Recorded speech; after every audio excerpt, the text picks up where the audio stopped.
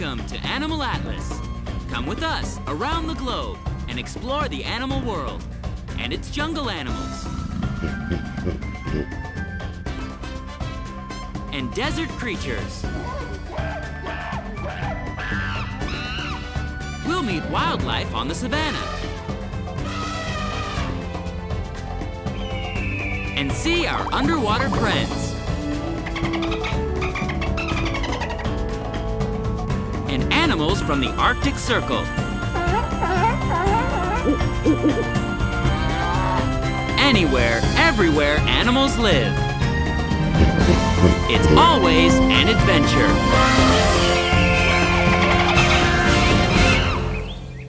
Today on Animal Atlas, we're asking a very important question. Who's a reptile?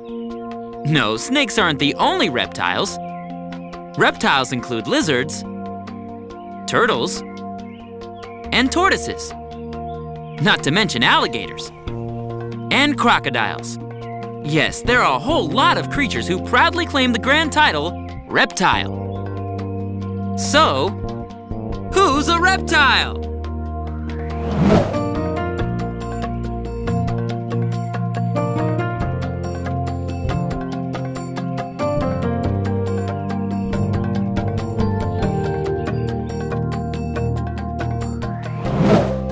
The first question to address is simple. What is a reptile?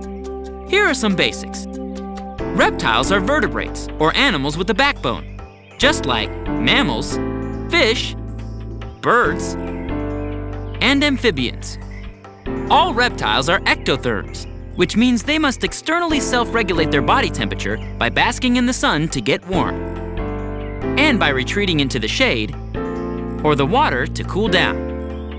The temperature of our blood, on the other hand, just like that of other mammals, is maintained by an energy supply. Mammals eat to get warm, while reptiles bask in the warmth of the sun. Though a great number of mammals are ardent sun worshippers for the simple pleasure it brings. What's another word for ectothermic? Cold-blooded. But in actuality, the temperature of a reptile's blood, after a bit of sunbasking, as these red-eared sliders on a log demonstrate, is not much different from our own blood temperature.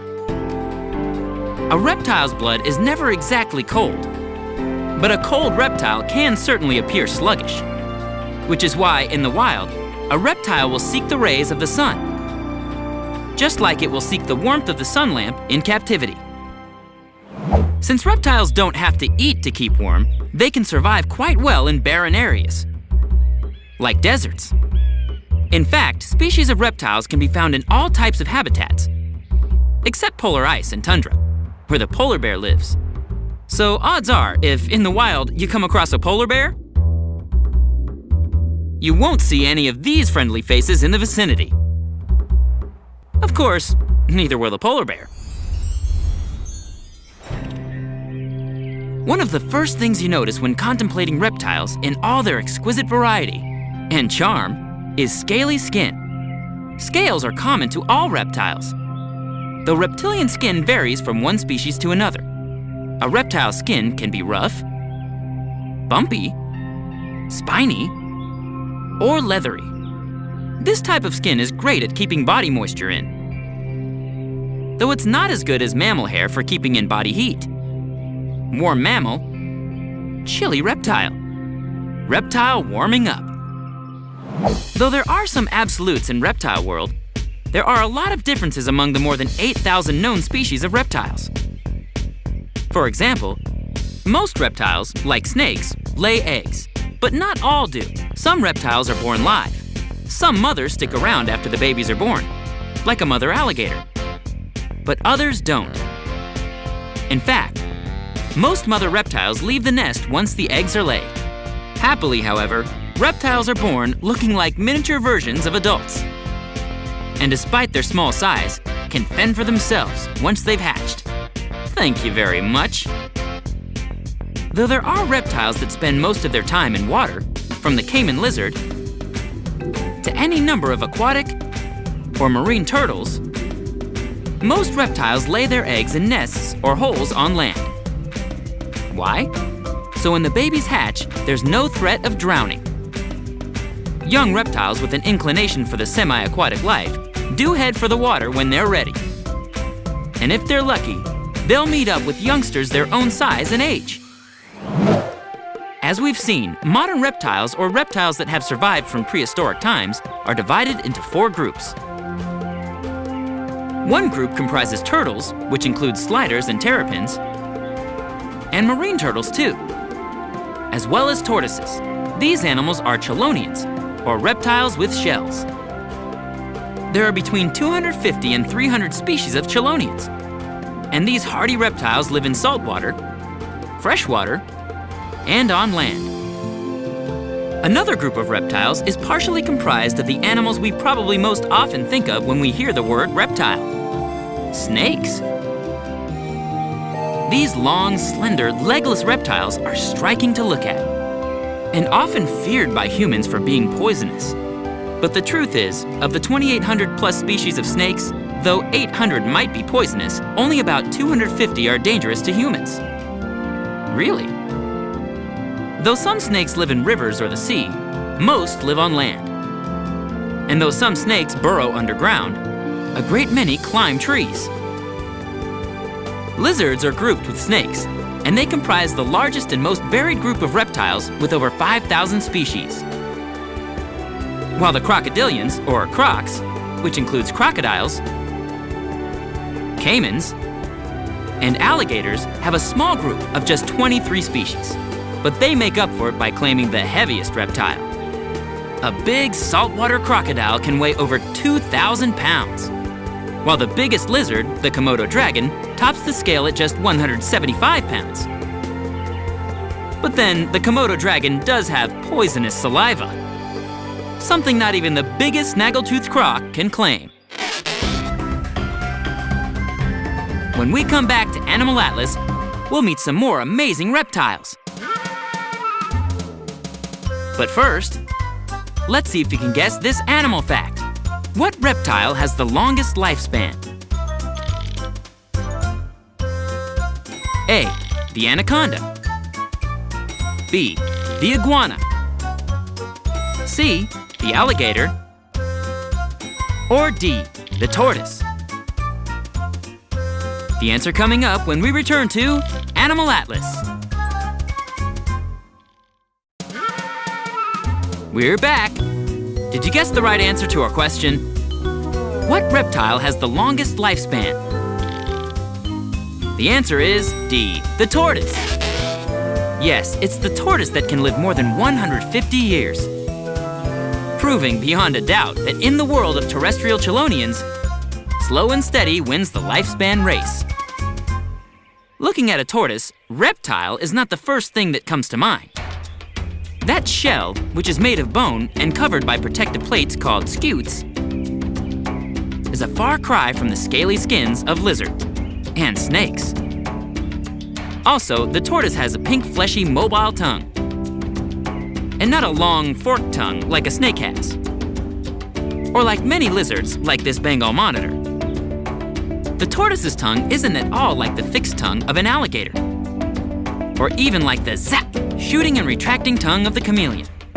What's more, these tortoises are eating lettuce. Actually, fighting, tortoise style, over lettuce. Which is not something you would ever find a snake munching on. Snakes bypass the salad plate completely, in favor of a variety of meat dishes, since all snakes are carnivores. And with all those teeth, as you might expect, so are the crocodilians. Yes, all snakes and crocs are carnivores. But not all reptiles are carnivorous. Many species of lizards, in fact, are omnivorous, meaning they eat both meat, often in the form of insects, and fruit and vegetables too, though many iguanas are completely vegetarian. Most chelonians are omnivorous, though the green sea turtle only eats vegetation, while a number of tortoises stick completely to vegetable matter. What makes chelonians different from other reptiles? They don't have teeth. Inside their mouths, they have a hard, sharpened edge which they use for biting down. Something a lot like a bird's beak. But despite the shell and the toothless smile, chelonians are pure reptile. They lay eggs and are ectothermic with scaly skin, albeit very touch-sensitive skin despite its leathery look. So we know that lizards and snakes are closely related. Then who's the crocodilian's closest relative? Birds! Birds? Yes. Impossible to believe? It depends on what bird you're looking at. Ah, now there's a prehistoric resemblance if there ever was one. In terms of the different crocodilians, there are just two types of alligators. The big American alligator, found in the southern United States, and the smaller Chinese alligator, found in eastern China. The caiman is a crocodilian found in Central and South America. Crocodiles are found not only in the Americas, but also in Southeast Asia and Australia. The unforgettable-looking gharial is a crocodilian from India. Of the two most puzzling questions in the animal kingdom, one is, how do you tell an ape from a monkey? I bet you know. And of course, how do you tell an alligator from a crocodile? We can see that nobody's going to mistake the gharial for anything else. That elongated, narrow snout filled with razor-sharp teeth is like nothing else in the world. And it's an adaptation for this special animal's fish diet. No, at first glance, crocs and gators are pretty much indistinguishable. But there are some surefire ways to tell the difference. First of all, alligators tend to have wide, rounded, and U-shaped snouts, while crocodiles favor the more narrow and pointy V-shaped snout. On crocodiles, the fourth tooth in the lower jaw sticks up so that you can see it when their mouth is closed, while that tooth is completely covered up in the grinning alligator. Why do crocodilians sometimes leave their mouths open? Well, there's always the chance that food might just fall right out of the sky and into their open mouths. But also, air blowing across an exposed tongue has a cooling effect on these ectothermic creatures, something that we can also find in the mammal world. Just to be clear about our friends the crocodilians, they may be a very old group of reptiles that look a great deal like their prehistoric ancestors. But their circulatory system is more advanced than many other reptiles, and they are reputed to be more intelligent. Big smile, big intellect. Absolutely. When we come back to Animal Atlas, we'll visit some legless reptiles. But first, let's see if you can guess this next animal fact. Which animal is not a reptile? A. Skink. B. Gharial. C. Terrapin. Or D. Frog. Don't go away. The answer coming up right after this on Animal Atlas. We're back. Did you guess the right answer to our question? Which animal is not a reptile? The answer is D. Frog. In the way that chelonians don't seem to be reptiles, but are, frogs are often mistaken for reptiles when they're not. Frogs are amphibians, another class of animals entirely. This huge African bullfrog may look a bit like a slimy lizard, but he's pure amphibian.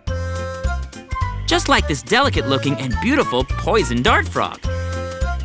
Frogs, like reptiles, are cold-blooded vertebrates, but they don't have scales. They have naked skin, which might be bumpy, true, but which is always smooth, and often a bit on the slimy side. What makes the amphibians so unique is that they can breathe through their skin, as well as, or instead of, their lungs. No reptile, no matter how talented, can claim to do exactly that. Snakes are reptiles which, at first glance, seem like very simple creatures. As simple, say, as sea jellies floating effortlessly in the sea. But snakes aren't simple. They're just streamlined. Take the sense of hearing. Look closely. Snakes have no external ears. No, not mammal ears, like our fennec fox. but reptilian ear holes like lizards have. If you look closely, you'll see the lizard's visible ear opening. A lizard's eardrum is very near the surface of the surrounding skin. But on a snake, no external ears, but snakes hear in a different way. Vibrations from the ground move along the inner ear through the skull bones that are joined to the lower jaw. A snake may not hear something coming like we do, but it sure will feel it. One of the reasons that snakes seem scary at first glance is because of their glassy stare. But snakes aren't staring at us in a threatening manner. They don't have a movable eyelid. Hence, the expression, snake eyes. One important question to ask is, how do snakes move without legs? With great ease and grace. First, snakes have enlarged belly scales, which can act as anchoring points to provide traction. Then, quite simply, a snake moves by bunching and straightening its muscles. And those are powerful muscles indeed. Snakes can move in 4 fashions, including the classic snake S, serpentine. Another snake-like behavior is the flicking forked tongue. When snakes are tongue flicking, they aren't threatening anyone. They're merely tasting chemical particles in the air or on the ground. So a snake may look like it's just lying around flicking its tongue, when it's actually gathering sensory information from all around it at a lightning pace. Really? Forked tongues aren't claimed exclusively by snakes. A number of lizards have forked tongues too, particularly those of monitor lizards like the Bengal monitor. There is a great variety in terms of color in the world of snakes, and in size when it comes to length and width. But of all the reptiles, it's truly lizards which have the greatest variety of shapes and sizes. From the giant Komodo dragon to the bearded dragon, and the night anole to the veil chameleon. These reptiles, the lizards, are incredible in their sheer diversity. Some have beards. Some have spiky scales. Some have blue tongues. Some look like a leaf. And some lizards are even blue in color. Blue? Did we say blue?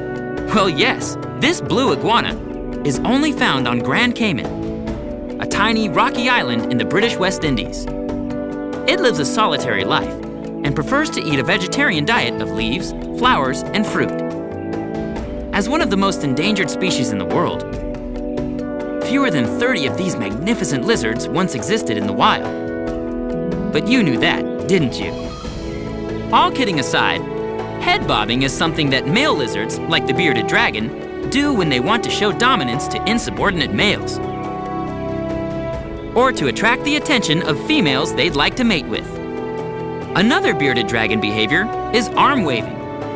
See how this youngster stands on 3 legs and waves one of its forelimbs in a slow circular motion?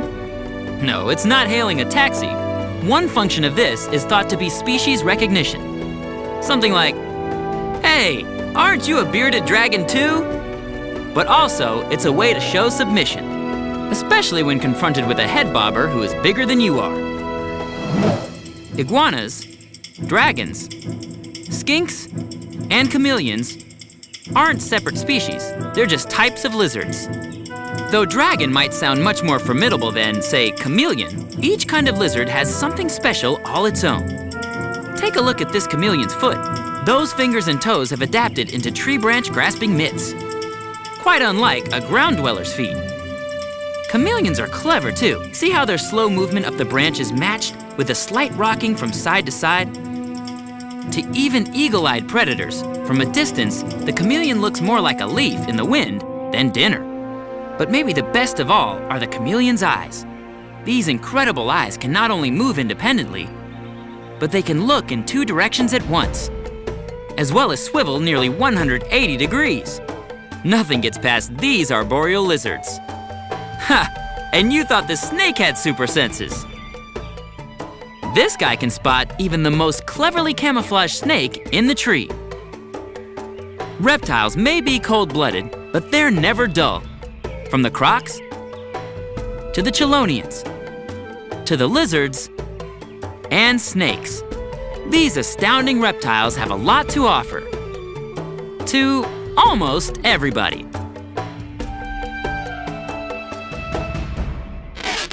For more fun animal facts and news, visit our website at animalatlas.tv. The internet is See you there. Don't go away. Animal Atlas will be right back. Until next time on Animal Atlas. I need to have that fixed. Yeah, I caught a fish this big. So what?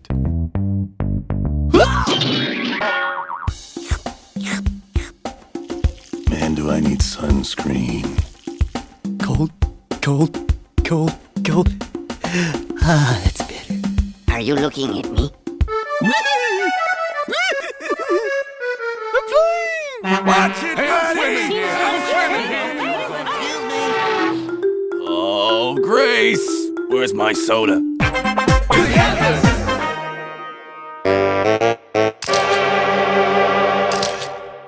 Mom? No. Mom? No. Mom? No.